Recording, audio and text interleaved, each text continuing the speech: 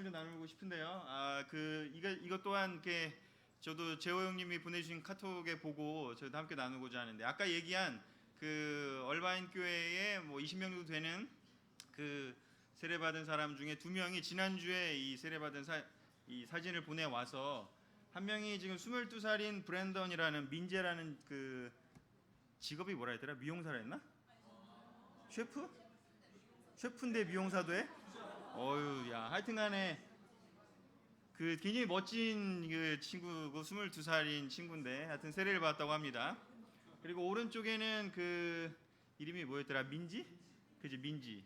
그 김미영 자매, 잠실교회 김미영 자매의 조카인데, 민지라는 대학생이 20살인데 세례 받았다고 합니다. 한국에서 일단 같이 그 관계가 있었는데 이제 미국으로 가면서 미국 그 얼바인 교회에서 공부하고 세례 받았다고 합니다. 그래서 지난주에 이렇게 남자와 여자가 세례 받은 일이 있어서 재훈님께서 한국 교회에도 좀 알려주셨는데, 함께 사진과 함께 여러분들에게도 나누고 싶었습니다.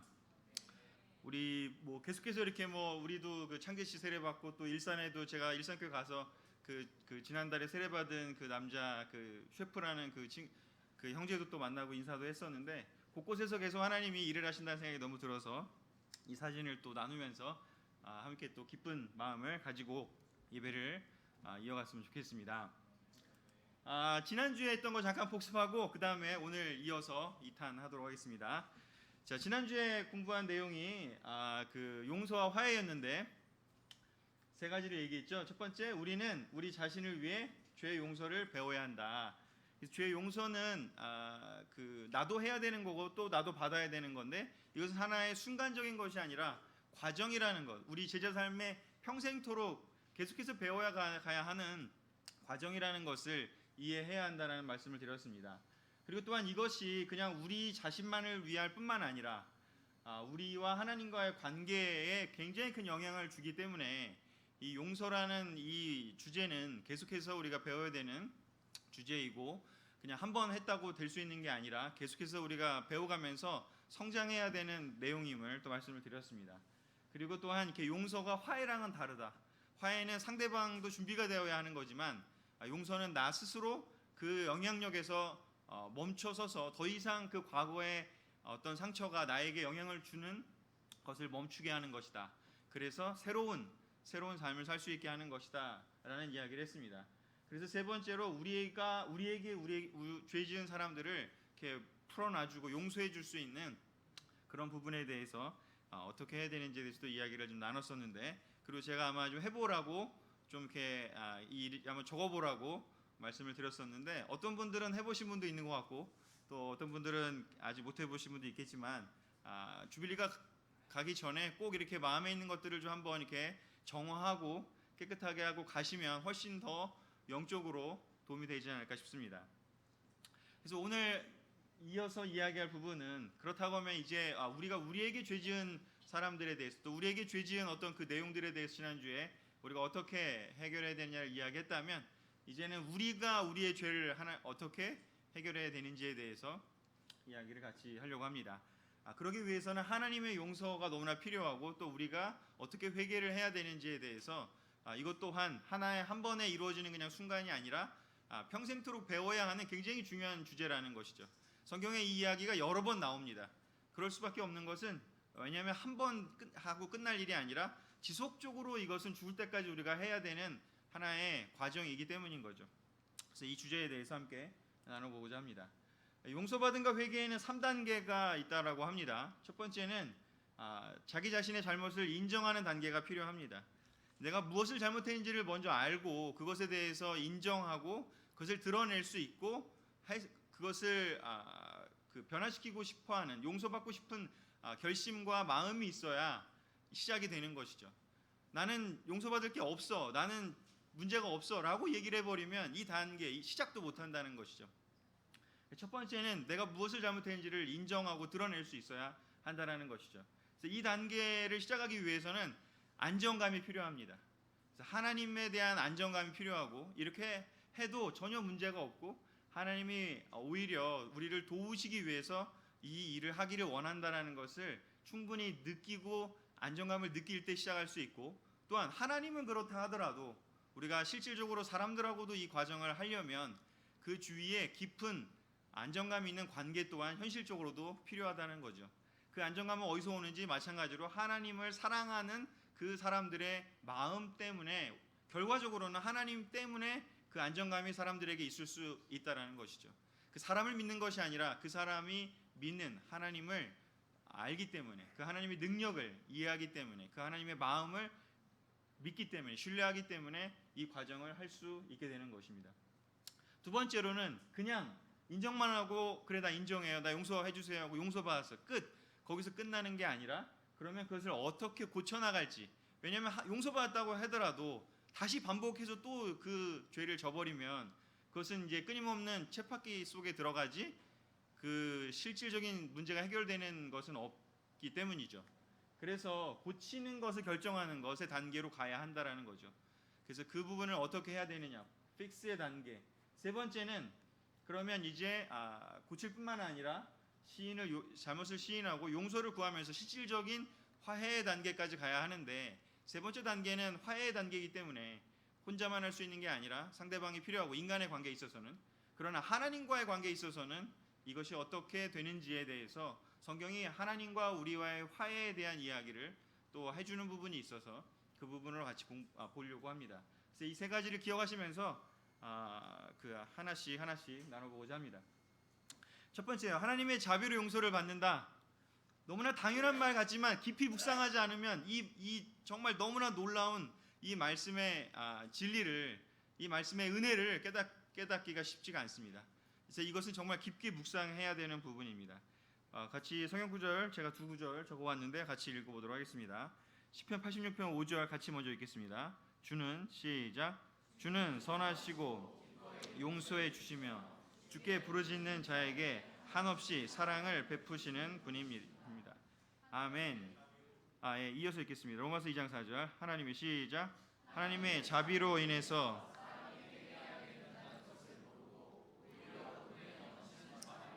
넘치는 참으심 없이 여긴다는 말이니까.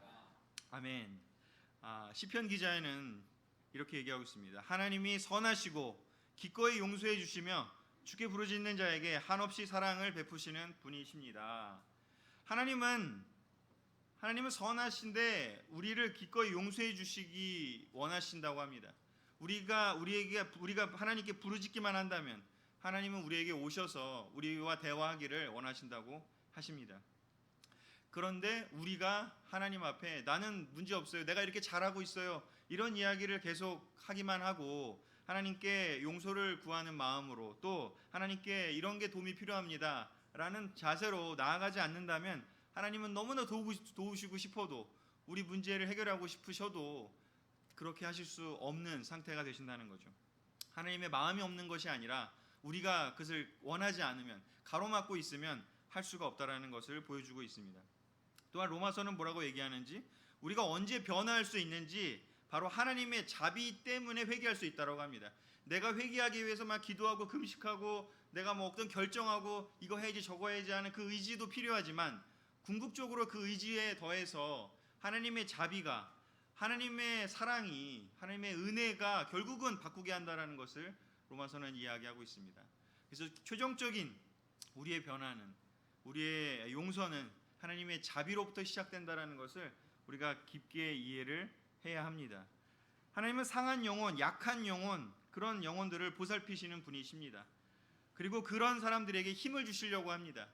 로마서 1장에 이렇게 보면 하나님은 세상에서 잘 나가는 사람들을 쓰지 않는다고 합니다. 하나님은 자기가 의롭다고 하고 자기가 잘났다고 하는 사람을 쓰지 않는다고 합니다. 오히려 하나님은 세상이 보기에 보잘것없고 부끄러워하게 보이는 사람을 오히려 더 사용한다고 말씀을 하십니다. 하나님이 사용하시는 사람들은 그래서 용서받은 사람들입니다. 용서받을 것이 없는 사람이 아니라 용서받은 사람들이고, 사람들의 인정에만 관심이 많은 사람이 아니라 하나님의 인정에 관심이, 하나님의 사랑에 관심이 많은 사람들입니다. 자신의 실수 때문에 스스로를 용서하지 못하고 스스로를 공격하는 사람이 아니라 자기 자신을 불쌍히 여기고 하나님의 눈으로 자기를 바라볼 수 있는 사람을 하나님은 사용하신다고 합니다. 다른 사람보다 죄가 덜 지었고 상대적으로 더 의롭기 때문에, 더 낫기 때문에 하나님이 쓰시는 것도 아니라고 이야기하고 계십니다. 그래서 성경의 대표적인 인물 3명을 대조해 보면 좋을 것 같습니다. 첫 번째요, 다윗이요. 사무엘 하 12장 우리 같이 한번 찾아보고, 제가 적어오지 않았기 때문에 찾아보고 요 구절은 같이 좀 봤으면 좋겠습니다. 사무엘 하 12장 13절부터 14절까지 같이 찾아서 읽어보고 싶습니다. 사무엘 하 12장 13절에서 14절입니다.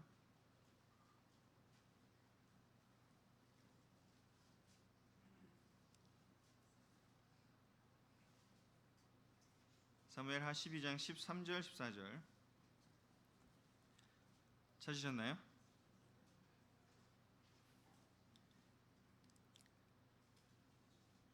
(12장) 13절 14절입니다. 같이 읽겠습니다. 그러자 시작. 그러자 다윗이 내가 여호와께 범죄하였습니다 하고 나단에게 자기 잘못을 고백하였다. 그래서 나단은 이렇게 대답하였다. 여호와께서는 왕을 용서하셨습니다. 그러므로 왕은 죽지 않을 것입니다. 그러나 왕이 원수들에게 여호와를 경멸하고 모독할 기회를 주었으므로 왕의 아들이 죽게 될 것입니다. 아멘.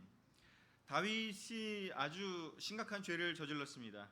그리고 죄를 깨닫지 못하고 있을 때 나단을 통해서 자기의 잘못이 무엇인지를 알게 되었습니다.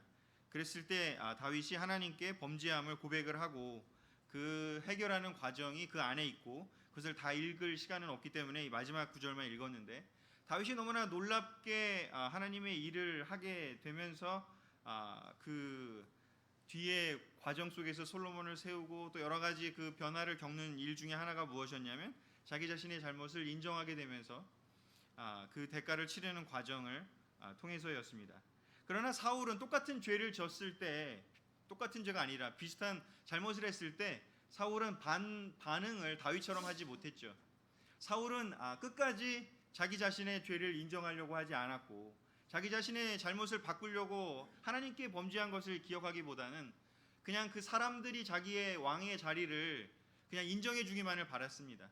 그냥 내가 인정할 테니까 하나님한테 잘 얘기해 주세요. 대신에 내가 이 자리에 있는 것만큼만은 떠나지 못하게 해주세요. 그냥 그렇게 이야기를 하고 하나님과의 관계에 있어서의 그 문제를 풀려고 하지를 못했던 것입니다. 베드로와 가룟 유다는 어떻습니까? 베드로도 예수님을 3번이나 부인하는 놀라운 엄청난 실수를 범하고 말죠. 그러나 가룟 유다 또한 그런 일도 벌이죠. 예수님을 배반하는 일을 벌이죠. 그러나 베드로는 그 자기 자신의 잘못을 인정하고 바꾸고 대신에 하나님이, 예수님이 자기를 얼마나 사랑하는지, 그리고 베드로에게 다시 용기를 주고 다시 일어날 것을 원하시는 그 마음을 기억하고 울면서 다시 돌아오려고 했습니다. 그러나 가룟 유다는 자기가 그 일을 한 것을 깨달았을 때 자기 자신이 용서가 안 됐죠. 나는 죽어 마땅해. 내가 이렇게 큰 죄를 졌으니 나는 다시 하나님께 쓰임 받을 수 없어. 하나님 날 버리실 거야 라고 하면서 자기 자신을 공격하게 됩니다. 그래서 가룟 유다는 결국 자기를 죽여버리게 되죠. 그리고 바울은 어떻습니까? 바리새인들과 비교했을 때 바울은 스스로를 죄인 중에 두목이라고 이야기를 합니다.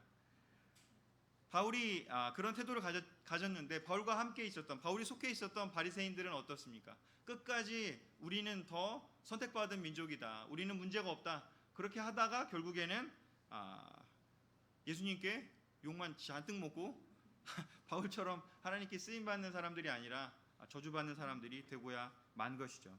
하나님이 크게 사용한 사람은 용서받은 사람들이었습니다. 이 진리를 깊게 깨닫고 삶에서 실천할 수 있을 때 하나님이 정말 놀라운 분이라는 걸 더 많이 이해하게 된다는 것이죠. 그래서 하나님의 자비로 우리가 용서됐고, 우리가 어떻게 하나님께 쓸 수 있을까? 다윗처럼, 베드로처럼, 바울처럼 우리가 하나님께 우리의 죄를 인정하고 앞에 나아가는 그런 자세를 가질 때 우리가 그렇게 될 수 있습니다. 저 또한 이게 잘 안 되는 사람이에요. 항상 이 부분에 있어서 더 이렇게 더 뭔가 잘하는 거를 보여주고 싶고, 뭔가 더 이렇게 잘하는 걸 드러내고 싶은데 이 부분에 있어서 바뀌기 시작할 때 놀라운 변화가 항상 있었다는 생각이 듭니다. 언젠가 이렇게 성장하지 않을 때 보면 항상 저는 이 트랩에 빠져 있다는 생각이 들어요.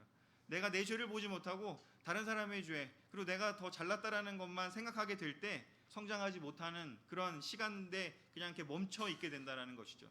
저 또한 이 공부를 다시 하면서 올 가을에는 더 많이 저를 드러내고 더 많이 하나님의 자비를 더 그 내 삶에 더 풍성하게 하기 위해서 더 많이 노력해야겠다, 그런 결정을 해보게 되었습니다.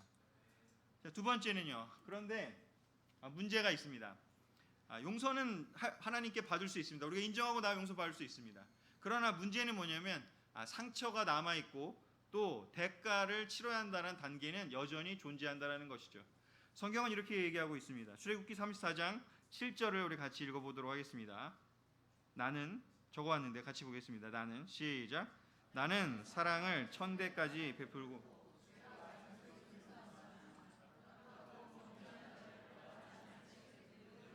않을 것이며 그 죄에 대해서는 자손 4대까지 벌할 것이다.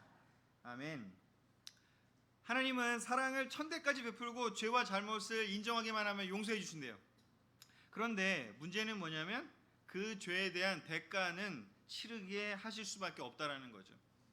그건 이미 벌어진 일이고 그 용서하는 것과 이미 그 죄의 결과로 현실에 나타나게 되는 것은 다른 일이라는 거죠.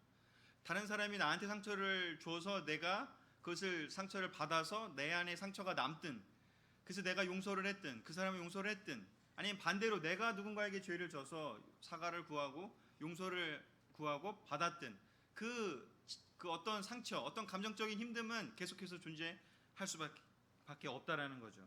그러면 그거를 어떻게 우리가 극복해야 되느냐? 바로 그 부분이 지난주에 공부했던 용서하는 마음을 배우는 것에서 시작된다는 것입니다.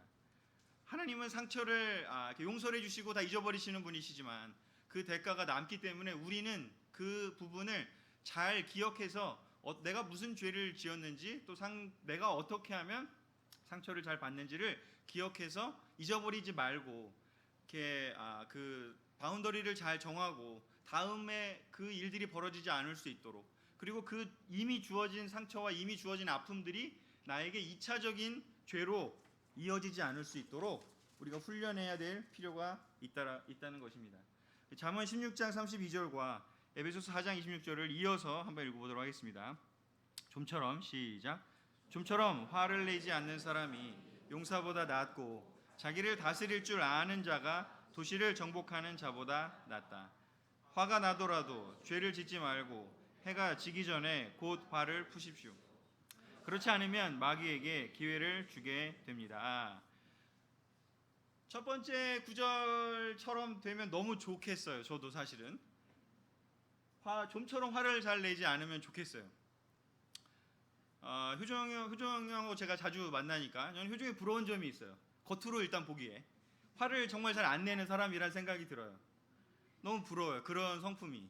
뭐 속으로는 어떤지 모르겠지만 하여튼 겉으로 보기에는 저는 이렇게 뭐만 툭 자극이 되면은 바로 이렇게 불쑥 화내서 얼굴이 시뻘개지고 너 왜 이렇게 화를 내? 이런 소리를 종종 들어요.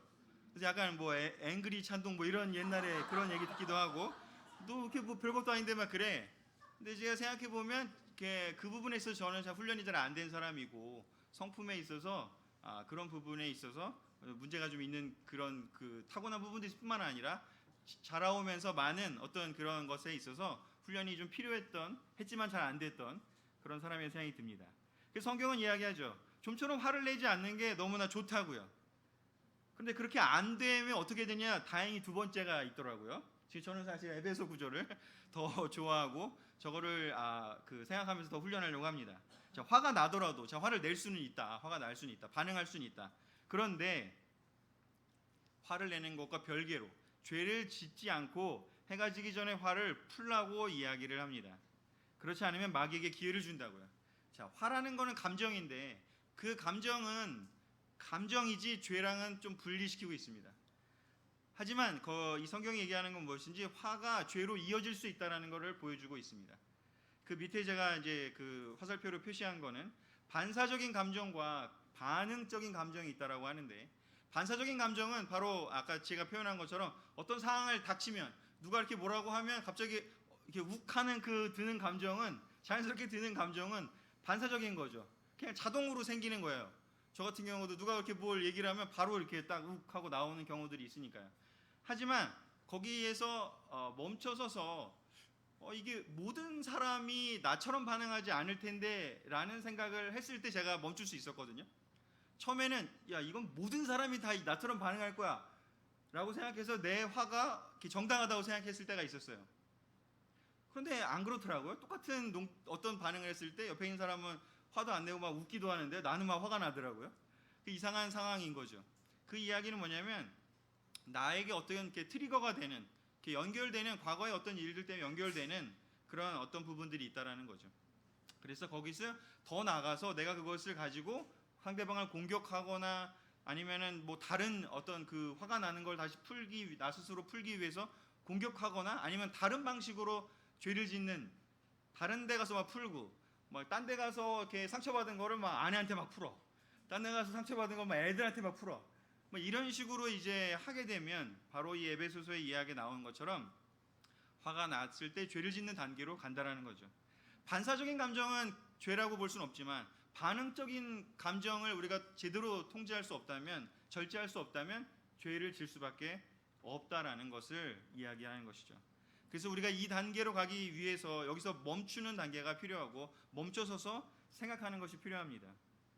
제가 그 상담학 교수님하고 그 수업을 들을 때 그런 이야기를 했습니다. 이 세상에 바로 여기서 반사적인 감정에서 반응적인 감정이 자동으로 넘어가는 사람이 전체 인구의 한 10% 정도 된대요. 통계학적으로. 상담학의 뭐 통계적으로.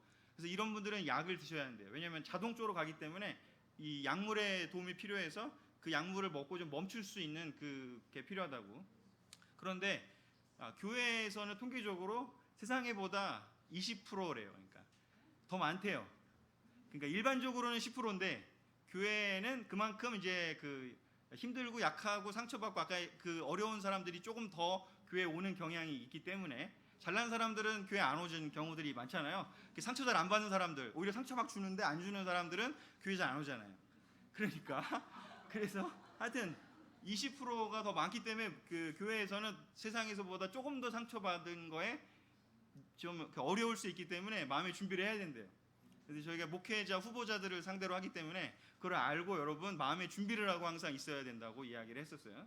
근데 너무 맞다는 생각이 너무 들고, 그래서 우리 또한 바로 이 부분에 있어서 내가 용서받을 수는 있어요. 내가 어떤 죄를 짓는 거예요. 하지만 거기서 그것을 다른 사람들이 그것을 힘들어한다면 의식적으로 멈춰서 반복하지 않을 수 있도록 내가 훈련해야 되고, 또 다른 사람이 나한테 어떤 것을 그렇게 할 때 내가 자극을 받는다면 지금 내가 영향을 받는구나, 멈춰야겠다, 그 자리를 피하던가 아니면 하지 말라고 반응을 해주던가 하는 그 단계를 우리가 배워야 한다라는 거죠.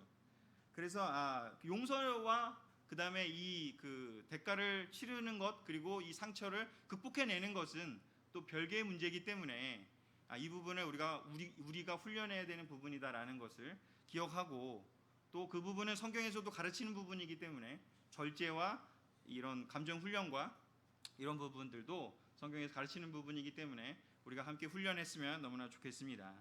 아멘. 자, 세 번째요. 그러면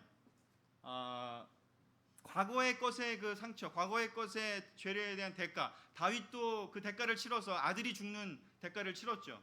하나님이 그 죄에 대한 다윗을 용서했지만 그 대가는 치를 수밖에 없어서 그 아픈 시간을 보냈습니다.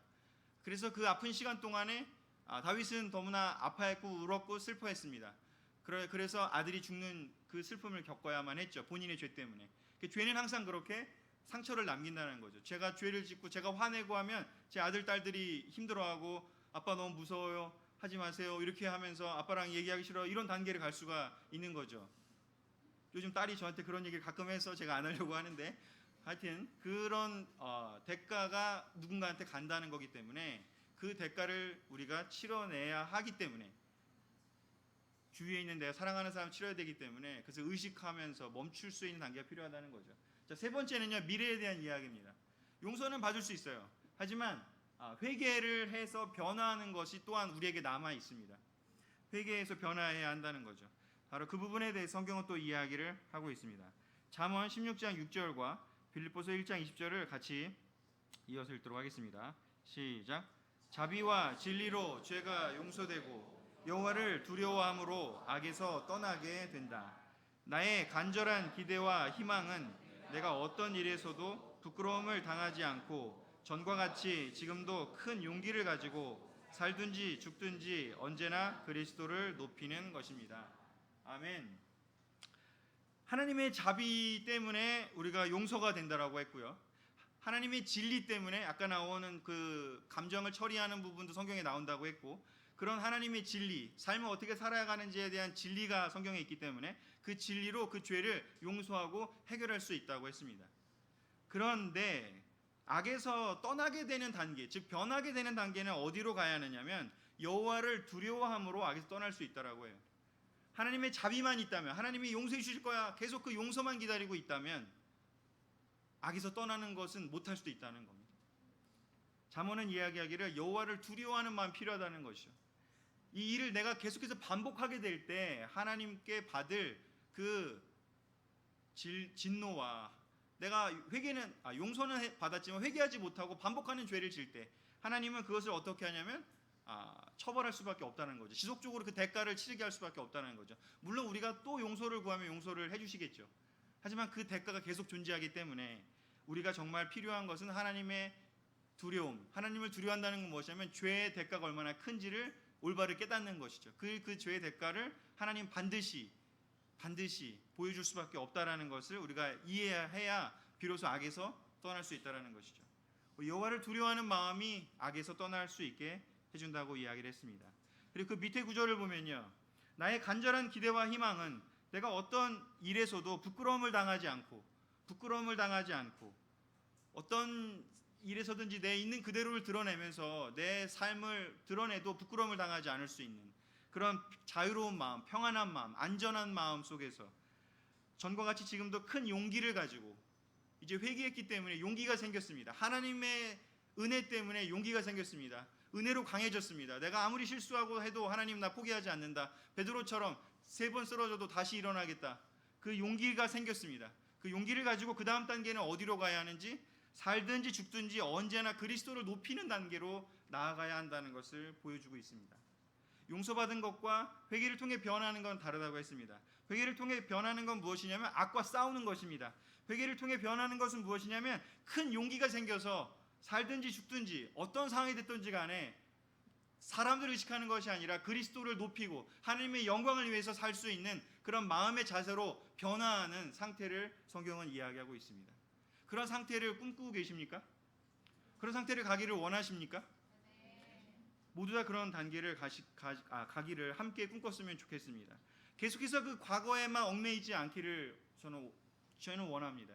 새로운 단계를 가고 싶습니다. 이제 그 죄와 싸워서 악과 싸워서 이겨내는 그런 용맹한 사람이 되고 싶고, 악한테 맨날 져가지고 또 실수하고 또 넘어지는 단계를 가지 않고 싶고, 또한 언제든지 하나님을 높이면서 하나님의 그 말씀을 따르는 것에서 오는 그 기쁨과 자유를 만끽하면서 기쁘게 살고 싶습니다. 진정한 회개는 바로 그러한 기쁨이 넘치는 삶, 하나님을 높이기 때문에 오는 그러한 자유로운 삶을 성경은 보여주고 있고, 바울은 그런 삶을 살았고, 베드로도 그런 삶을 살았고, 다윗도 그런 찬양을 하며 살았기에 우리에게 시편을 남겨주었습니다. 저는 그 어린 제자들이 순수하기 때문에 또 죄도 자주 짓기 때문에 조고백을 열심히 저한테 이렇게 같이 그 디타임 보낼 때마다 합니다. 근데 그럴 때마다 제가 항상 이야기하는 건 악에서 싸우자고. 너 맨날 사탄한테 얻어맞고 있는 거 지겹지도 않냐고. 또 얻어맞고 와가지고 이렇게 기죽어 있지 말자고. 우리가 사탄을 이겨내자고. 남자답게 서서 싸우자고. 용맹하게 싸우자고.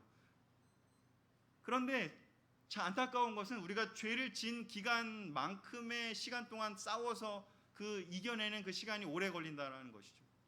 참 이건 뭐 그냥 제 통계적으로 그냥 제 경험인데, 예를 들어서 음란한 부분에 있어서, 예를 들면 남자들 자유행위하고 음란한 그 부분에 있어서 약한 사람들은 그 죄를 진 기간만큼의 싸움 동안 멈출 때 비로소 그 다음의 시간들 동안 이겨낼 수 있다라는 것이 저의 그냥 경험상에서 오는 것 같아요. 근데 그 시기까지 가려면 엄청난 투쟁이 벌어지는 거죠. 싸움이 벌어지는 거죠. 근데 그 과정에서 넘어지고 지면 계속해서 그 기간이 연장된다는 생각이 들어요. 그래서 아이들하고 그 시간 동안, 그래도 아이들은 몇 년 안 됐기 때문에 저는 정말 그 대학교 때 세례받았으니까 그 전에 한참의 시간들을 극복하기 위해서 20대 내내 그 전쟁을 했던 기억이 있습니다. 근데 아이들은 지금 몇 년 안 됐기 때문에 몇 년만 너가 좀 참아내고 열심히 싸우자고. 그럼 네가 훨씬 더 자유로워질 수 있을 것이다. 하나님을 의지하고 그 싸우자라고 용기를 불어넣어주고 함께 기도하고 함께 하나님 의지하자고 합니다. 그래 영적인 전쟁을 치러서 승리하는 경험을 아이들에게 주고 싶습니다. 그래서 이겨내는 그 기쁨을 누릴 때 우리가 하나님께 용사가 되는 그 기쁨을 또 누릴 수 있을 것입니다. 또한 다시 한번 이 빌립보서의 구절이 아마 이번 주빌리에 또 한번 이야기하겠지만 큰 용기를 여러분 하나님을 통해서 얻으시기를 권하고 싶습니다. 그 용기는 바로 무엇을 해줄 수 있는지 그리스도를 높이는 태도입니다. 어떤 일이 벌어질 때 좀 안 좋은 일이 벌어졌더라도 하나님이 이 상황을 통제하고 계시다. 로마서 8장 28절을 늘 기억하면서 지금 하나님을 사랑하는 나에게 지금 좀 이 어려운 일은 반드시 모든 것을 협력해 선으로 이루어내고 말 것이다 하는 그 믿음으로 이 상황을 바라볼 수 있는 그러한 마인드가 생길 수 있을 것입니다. 회개를 통해서 우리가 믿음의 사람으로 변한다면 우리는 용서받음 뿐만 아니라 완전히 새로운 사람으로 변할 것입니다. 주님과 화해하고 주님과 함께 살아가는 삶을 살게 만들어주고 싶으십니다. 고린도후서 5장 17절에서 20절 마지막 구절인데요. 같이 읽겠습니다. 시작. 그러므로 누구든지 그리스도 안에 있으면 새로운 존재입니다. 옛사람은 없어지고 새사람이 된 것입니다. 이 모든 것은 하나님이 하시는 일입니다. 하나님은 그리스도를 통해 우리를 자기와 화해시키시고 우리에게 화해의 직책을 주셨습니다. 하나님은 그리스도 안에서 세상을 자기와 화해시키시고 사람들의 죄를 그들에게 돌리지 않으셨으며 화해의 말씀을 우리에게 맡기셨습니다. 그러므로 우리는 그리스도의 전권 대사입니다. 아멘. 누구든지 그리스도 안에 있으면 새로운 존재라고 했습니다. 용서받았고 과거의 그 영향력에서 벗어나고 그 다음에 완전히 새로운 존재가 되기를 원하십니다. 그 새로운 존재는 어떤 존재인지 옛사람이 아닌 새사람이 되는 것입니다. 내가 예전에 힘들었던 거를 계속해서 안 해야지라고 하면 그 단계로는 해결될 게 없어요. 새로운 삶의 새로운 삶을 우리가 실천하고 삶으로 살아낼 수 있을 때 비로소 변하더라고요. 그냥 내가 너무 싫어하기만 한다면 변하지 않더라고요. 알코올릭 집안에서 자란 아이들이 싫어하잖아요. 알코올릭인 그 부모님을 보면서. 근데 공교롭게도 그 아이들이 또 알코올릭이 된다라고 하더라고요. 폭력적인 부모님 밑에 자란 아이들이 난 폭력이 너무 싫어, 난 그러지 말아야지 라고 했는데 다시 자기가 자녀를 낳으면 또 폭력을 행사한다고 하더라고요. 그것은 바로 무엇을 의미하냐면 새 사람이 되는 새로운 습관, 새로운 존재로 변화되지 않으면 아무리 내가 그 옛 것을 싫어한다고 하더라도 죄를 내가 아무리 싫어한다 하더라도 새로운 삶으로 나아갈 수 없음을 보여주는 것이죠. 그래서 저는 이 교회가 너무 좋았던 게 새 삶을 너무 배울 수 있었거든요. 만나면 허그하고 그 다음에 막 이렇게 그 샤이닝한 것들을 배울 수 있고 또 어떻게 말해야 되는지 하는 이 완전히 새로운 삶을 배울 수 있었던 것이 너무 큰 특권이었어요. 내 모든 문제를 이렇게 들여다보고 인정하고 그것을 이렇게 드러내놓고 회개하는 것도 좋았지만 완전히 새로운 삶을 배울 수 있었기에 거기서부터 벗어나서 나아갈 수 있더라는 것이죠. 오늘 아까 좀 일찍 와가지고 우리 창재 씨가 저기 있는데 우리 영민이 형이 오더니 이렇게 인사를 하더라고요. 근데 이제 이렇게 그냥 인사하려고 했더니 에이 너 형제니까 우리 허그해야지 이러면서 영민이 형이 딱 이렇게 창재 씨를 허그를 해줬어요. 저 옆에서 그걸 보면서 와 바로 이거다 그런 생각이 들었어요. 별거 아닌 것 같지만 우리가 이렇게 허그하는 것부터 우리가 사람들 만났을 때 정말 이렇게 새로운 모습으로 천국의 모습으로 우리가 이렇게 행동하려고 하는 그 노력들, 우리 익숙하지 않은 그 노력들을 우리가 할 필요가 있다라는 것이죠. 우리가 충분히 다 변해서 더 이상 변할 필요가 없는 그런 사람들이 아니지 않습니까? 우리는 여전히 천국의 모습, 여전히 하나님이 꿈꾸는 그 모습을 연습하고 훈련하고 노력해야 합니다. 그렇지 않습니까? 우리 분당교회가 그래서 저는 더 변할 것이 많다고 생각해요. 저도 물론이고요. 여전히 훨씬 더 많은 부분이 변할 수 있다고 생각합니다. 그 새로운 삶을 더 많이 우리가 훈련하고 우리의 몸으로 실천하기 위해서 노력해야 한다고 생각합니다. 하나님은 우리에게 자기와 화해하는 직책을 주셨습니다. 사람들과 화해하는 건 너무 어려워요.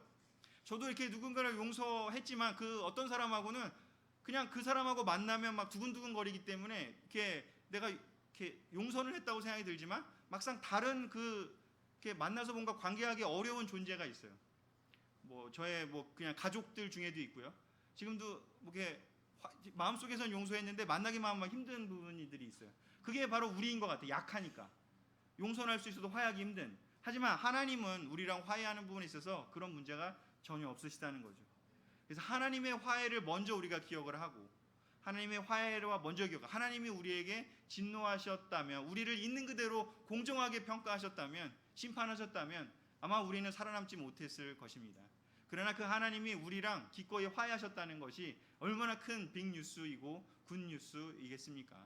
우리가 그 하나님이 우리를 화해시켜 주셨다는 것에 감사를 더하고, 근데 그러려면 우리가 얼마나 용서받은 게 많은지를 더 알아야 되지 않겠습니까?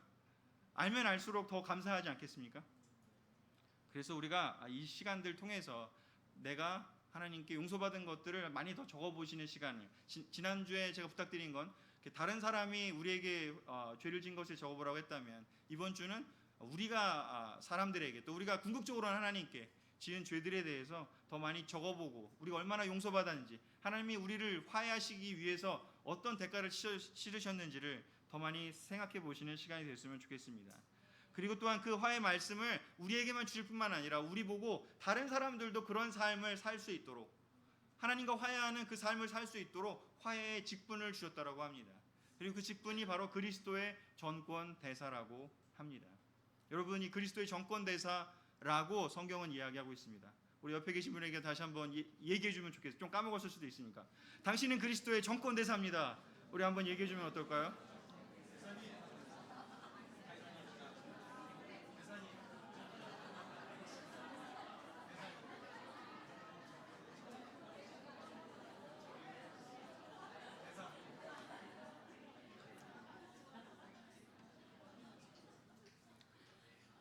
우리 잊어버리지 맙시다. 그냥 종교적인 삶 살려고 우리를 하나님 부르신 게 아니라는 거죠. 그냥 수요일, 일요일 날 교회 나오는 사람 되기 위해서 하나님 부르는 거 아니라는 거죠.